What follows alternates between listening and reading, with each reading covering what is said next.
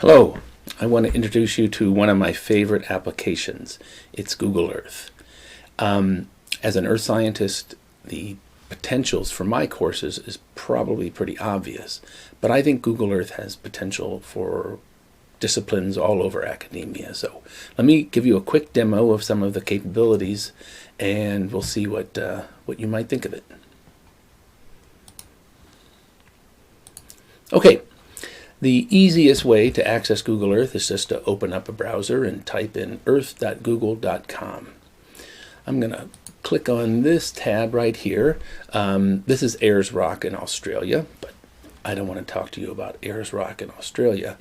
I'm going to come up here and I'm going to type in Rome, Italy, and we'll click on the first link that comes up.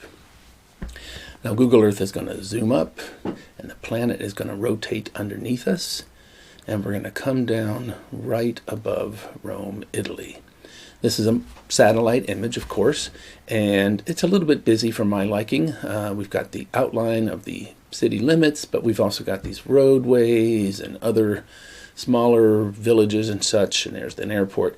I'm going to open up the map style window here, and I'm going to get a clean view. That's just my preference when I'm working with Google Earth. Okay, so we're back hovering over Rome. Now there's a couple things you can do here. I can click on the Wikipedia link for Rome. It's going to open up a new browser tab, and there's the Wikipedia page for Rome. I can click up here and I'll get, oops, there it is. I'll get a slideshow of some of the vistas of Rome. Beautiful, beautiful. But I want to explore Rome sort of the old-fashioned way. What I'm going to do is just zoom down on the city and look at that. We are just by chance right above the Roman Colosseum. It's beautiful. I'm going to grab this icon. Now this is the Street View icon. You may be familiar with it from Google Maps. I'm going to drop it here and let's see what happens. There's a lot that can happen here. Let's see if we get lucky. What do we got? Oh my goodness, it was a glorious sunny day at the Colosseum. Lots of people there. And oh my gosh, there's a horse-drawn carriage. You can just pan around. There's a beautiful Roman arch, more horses. And the sun isn't really working in our favor, but you can zoom in and look at the rock. Not the greatest view of it, but as a geologist, I might want to talk to my students about the stone that was used to build the Colosseum. Okay, so any venue in Rome that you could drop down on, as long as there's one of these photospheres, they're called, you could pan around and look at whatever is there. Okay, let's get out of that photosphere. Now I'm going to orient ourselves north again. Another way you might want to explore Rome is by coming up here and typing in historic maps.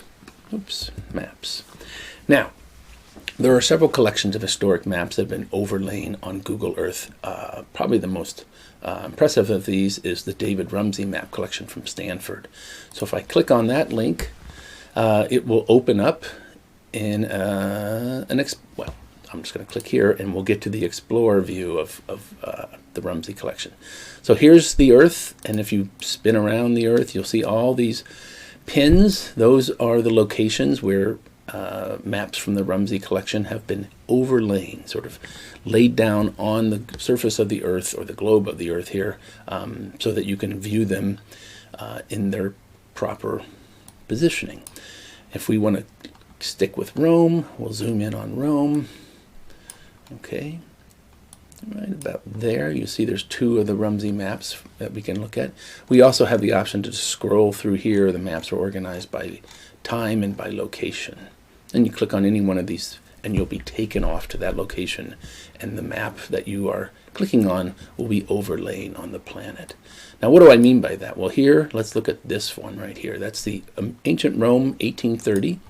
If I click on that, there it is. It's a map of ancient Rome by W.B. Clark. He was an architect. In fact, if we want to get more information, we'll pull up this window, which takes us to the information page for that map in the Rumsey collection. There's Mr. Clark. He was an architect, as I said, and this was published for the Society for the Diffusion of Useful Knowledge, London, England, 1830. Let's go back to Google Earth. Zoom down. There's the Colosseum. And what do I mean by overlay? Well, here's the easiest way to explain that. There, if I hide the overlay, you'll see we are looking down on the planet. There's the Colosseum. Put the overlay back. Okay, so this is what our knowledge of ancient Rome in the year 1830 amounted to, I guess. Here are the 7 hills of Rome. Here's one of the more famous or more important of those 7 hills, where a lot of the temples and administrative offices and such were located. That's the Capitoline or Capitoline Hill. All right, so I'm going to zoom out a little bit. Come on, zoom out. Uh-oh. Oh, we've got a crash.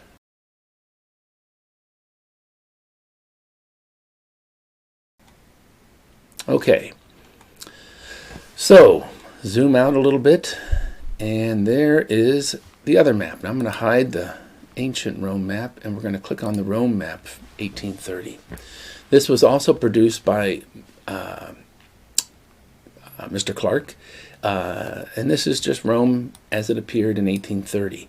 So if you were teaching a class on Italy or Rome in the 19th century, you could drop down on this map and talk to your students about the structures, about the organization of the city, and what have you. Okay, now I'm going to close out of the Rumsey collection. And I'm going to get out of Voyager. Here we are looking at Rome again.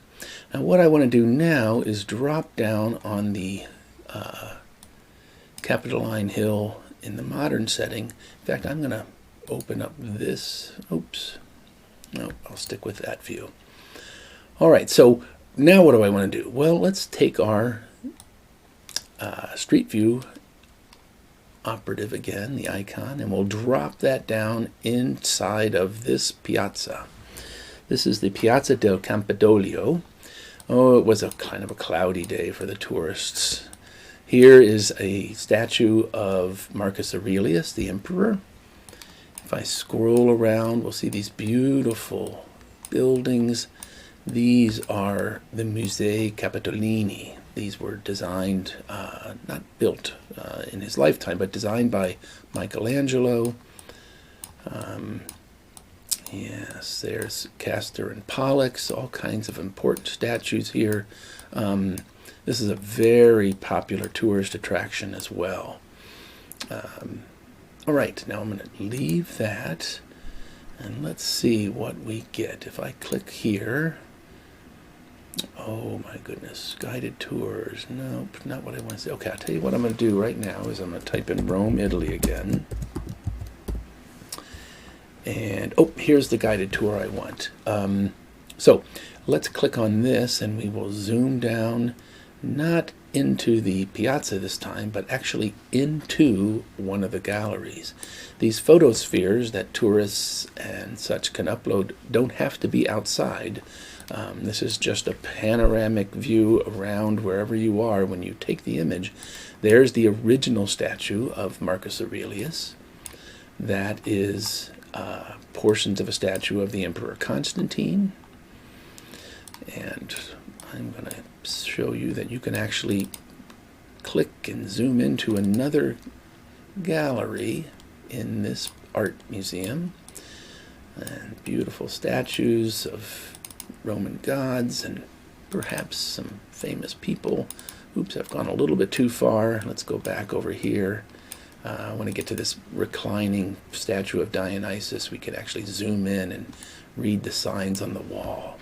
So there's a lot you can do with Google Earth. We're not even scratching the surface of what I can do with it as a geologist or a scientist. So thank you for your time, and if you have any questions, give us a call at the CIP. Bye.